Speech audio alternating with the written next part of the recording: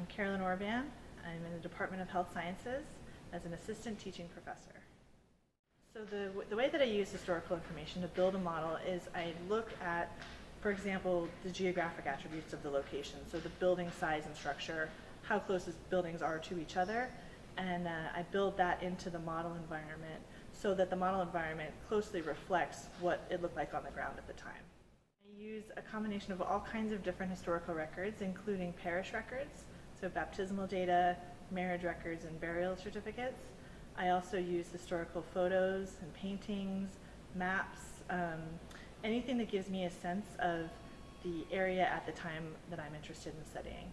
A compartment model is one way to think about the way that people move through disease states when you're building a computer simulation model. So it's more of a theoretical way to conceptualize disease, and you decide what are the stages that a person goes through when they're experiencing disease. They start susceptible to the disease.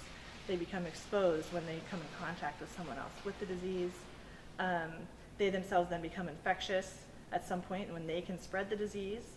And during each of those stages, you may have some likelihood of dying or likelihood of moving between one stage to the other. I love the audience questions. I like that they kind of hit on different parts of my research because I wasn't exactly sure if people were going to be more interested in the historical aspect or the modeling aspect, and I think we got to discuss some of them both.